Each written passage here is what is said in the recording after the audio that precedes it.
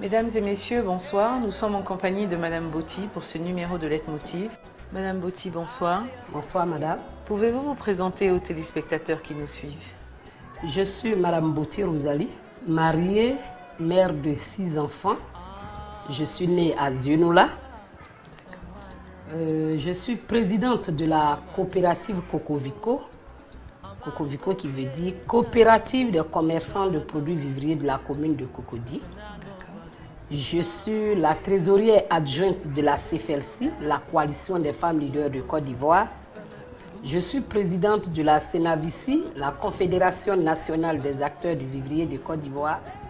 Je suis présidente du ROE-ZAO, c'est le réseau des opérateurs économiques du secteur agroalimentaire de l'Afrique de l'Ouest. Tout ça à votre actif. Donc vous êtes une femme très active, mais avec 6 enfants, un mari à la maison, comment vous faites pour être une femme au foyer aussi? Je m'organise, je prends le temps de m'occuper de mes enfants et de ma famille. C'est bien. Comment êtes-vous arrivée dans le milieu du vivrier? Voilà que après le certificat d'études primaires, je suis venue à Abidjan rejoindre ma grande sœur qui vendait au grand marché d'Agamé. Et elle vendait des aubergines, du piment, du gombo. Et voilà comment j'ai commencé à apprendre le commerce, surtout du vivrier. C'était votre première expérience? Ma première expérience. Mais moi, je n'ai pas commencé, lorsque j'ai grandi, je n'ai pas commencé à vendre le produit vivrier. Vous aviez quel âge à cette époque à peu près? Bon, j'étais jeune, 14 ans, 15 ans. Très jeune. Voilà.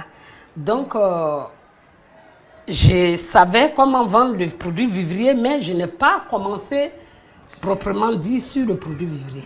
J'ai commencé sur la tchéké et du poisson. D'accord, donc la tchéké, le commerce de la tchéké. Le commerce du poisson et de la tchéké. La loco aussi, bien sûr. J'ai commencé au camp militaire d'Akwedo. Oui. Aux abords du camp. Aux abords ou dans le camp? Dans le camp. Ah, d'accord. Dans le camp, parce que le colonel qui dirigeait le premier bataillon, le colonel Ori Félix, m'avait permis de vendre dans le camp. Et vraiment, ça marchait très bien. J'avais pris du goût et puis voilà, un jour subitement, on m'a demandé de quitter. Parce que celui qui m'a donné de la place avait été affecté. Après combien d'années à peu près? Je suis restée pendant 4 ans. Quand même, d'accord. Et lorsqu'il a été affecté, on m'a demandé de partir. Et qu'est-ce que vous avez fait à ce moment-là? Je n'ai pas baissé les bras du tout. Je suis venue m'installer devant l'école de la gendarmerie. D'accord. Et lorsqu'on construisait encore la station, on vous a encore demandé voilà, de partir. On m'a encore repoussé. Je suis allée m'installer devant le CSP. Je suis restée là pendant 8 ans. Quand même. Voilà. Et voilà qu'en 1993... Mais excusez-moi de vous couper, mais ce commerce, il vous permettait de vivre? Bien sûr. Moi-même, je n'avais pas pensé qu'il y avait un autre commerce qui rapportait plus que la kéké, du poisson, la loco, etc. Ah, parce que ça marchait très bien et je m'en sortais. D'accord. Voilà. Donc, c'est lorsque le CHU fut fermé en 1993 pour sa réfection qu'on nous a demandé de partir. Et voilà comment l'idée m'est revenue, bien sûr, de vendre le produit vivrier. Surtout créer une coopérative, parce qu'en ce moment-là, à l'instar de tous les quartiers d'Abidjan, Cocody n'avait pas son marché de vivrier. Oui, oui, tout à fait. Et voilà on était obligé d'aller dans les autres marchés, effectivement. Voilà comment j'ai créé le marché du vivrier de Cocody. Et quelles sont les personnes qui vous ont soutenu au départ dans votre idée de faire du vivrier? Je ne sais pas, vos amis, votre famille, qui sont ces gens qui ont été... D'abord, la première personne, mon époux, parce que lorsque je lui ai en parlé, il a donné son accord et il m'a dit, voilà, tu peux créer ta coopérative. Voilà. Et enfin, mes parents, mes soeurs, mes amis. Tout le monde vous a soutenu. Voilà. En fait.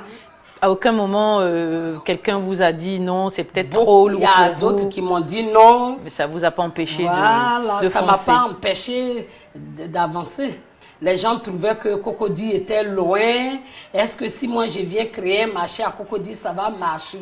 Oui, oui. Ben, voilà. Finalement, donc, vous avez eu raison d'insister parce qu'aujourd'hui, Cocody, c'est un marché qui marche bien, d'ailleurs. Et il est même un peu trop petit, à mon avis. Il faudrait qu'on essaie de l'agrandir. Voilà, bien sûr. Et donc, comment vous vous êtes retrouvé ici, donc, au marché d'Angré? Voilà, c'est toujours à l'issue du déguerpissement, de la déventure du CHU, que j'ai demandé une autorisation au maire de Cocody, l'ex-maire de Cocody qui était Melek Tudor, qui m'a donné l'autorisation. Et nous nous sommes installés à la 7e tranche. D'accord. Voilà. Nous avons fait 1 an, 6 mois à la 7e tranche et puis ils sont venus encore pour nous dire que bon, on ne peut pas rester ici, il faut qu'on parte ailleurs parce que nous sommes entre les grandes maisons, des box, donc les mouches, tout ça là, vraiment c'était gênant. Et puis voilà, on a accepté de partir, mais tout en demandant de nous trouver une autre place, parce que déjà on avait investi. Tout à fait. Et Dieu merci, le maire a tenu parole et il nous a donné une autre place qui était à la Gibi. Et lorsque nous nous sommes installés aussi à la Gibi, le marché était devenu un peu plus petit, en tout cas plus petit. Oui, oui. Donc il nous fallait une grande place. Un espace un peu plus grand. Voilà, et on a fait la demande. Toujours chez le maire. Toujours chez le même maire. Hein. D'accord. Et il a donné son accord. D'accord. Il a donné son accord. Mais il nous a demandé de construire vraiment un marché à l'image du quartier. Comme un peu le marché de Cocody, voilà, en fait. Un marché moderne. Moderne. D'accord. Et voilà. Mais où est-ce qu'il faut trouver de l'argent pour construire un marché moderne? Nous avons... Il fallait chercher les financements.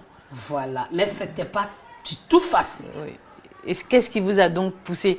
Le challenge au bout, c'était quoi? Qu'est-ce qui vous a poussé à vouloir continuer à aller jusqu'au bout de votre idée? Moi, si je veux quelque chose, je veux l'obtenir. Malgré tout ce qui va se passer, vraiment, je veux l'obtenir.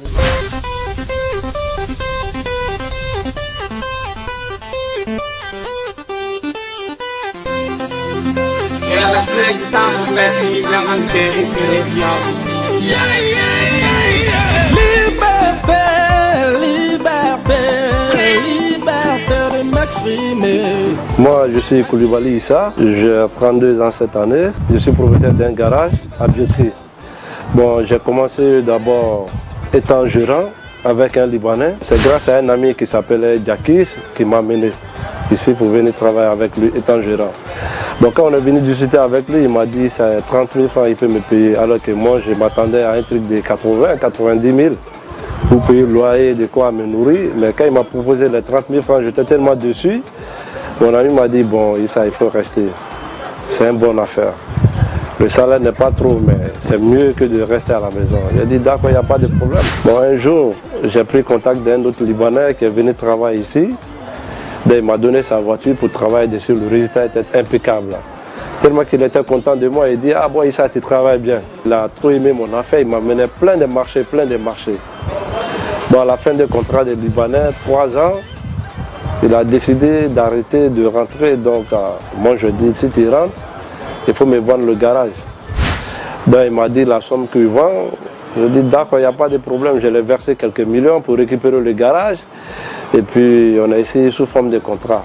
Donc, j'ai signé le contrat. Donc, moi-même, c'est ainsi que je suis devenu propriétaire du garage aujourd'hui. Donc, ça fait 2 ans que je suis ici. Aujourd'hui, ça va. Quand je pense, je t'ai payé à 30 000 francs dans les mois. Aujourd'hui, moi-même, je suis propriétaire de ce garage. Vraiment, Dieu est merveilleux, c'est grâce à Dieu. Service qui a fait le son, hein. C'est Gungo. Hey, en cette nouvelle année là, pour toi va sortir. Arrête de pleurer, car tu t'as pas oublié. Si tu es allé à l'école à certains niveaux, bon, peut-être tu peux te défendre dans la vie un peu, parce que l'école est faite pour instruire, c'est pas pour aller travailler dans le bureau. Et moi, j'ai dit à mon papa, je vais aller en France pour aller terminer mes études. Il a investi presque 4 millions à quelqu'un. Le jour où je dois partir, c'était en 2006. Et puis les gars nous a doublé. Et puis bon, je suis resté, j'ai pleuré. J'ai dit, je suis foutu. Parce que j'ai perdu presque 2 ans, je ne partais plus à l'école, j'étais assis que je vais aller en France. Mais à un moment arrivé, je ne gagnais même pas 500 francs à manger. C'était très difficile pour moi. Mon objectif, c'est d'ouvrir plusieurs garages ici, des très grands garages, de créer une très grande société pour travailler avec les grandes personnalités, pour essayer de viser de loin, mais pour essayer pour aller en Europe, même pour travailler avec les gars dans le domaine automobile. C'est devenu une très grande passion pour moi parce qu'à peu près il y a plus de 80 personnes qui travaillent ici aujourd'hui avec moi. Tu vois. Donc je suis en train de former d'autres encore. J'ai envie même de créer d'autres garages. Qu'est-ce que tu vois? Mais pour le problème, c'est un problème de financement un peu. Si j'ai trouvé un bon financement, je peux ouvrir des garages ailleurs pour essayer de former les jeunes pour ne pas qu'ils vont rester à la maison, pour les encourager. Parce que moi-même, je suis un exemple devant eux. J'essaie de l'expliquer mon problème au début, j'étais payé à 30 000 francs. Aujourd'hui, il y a plus de 80 personnes qui travaillent sur mon compte. Pas toi, tu vas réussir. Doucement. Pour toi, l'élève, tu vas réussir. Le conseil que je peux donner aux jeunes qui nous regardent aujourd'hui, l'Europe, ce n'est pas l'Eldorado. L'Afrique même aujourd'hui, c'est mieux. L'Afrique est mieux aujourd'hui que l'Europe. La plupart de mes amis qui sont partis dans les années 2000, ils disent ah, ça ici était mieux.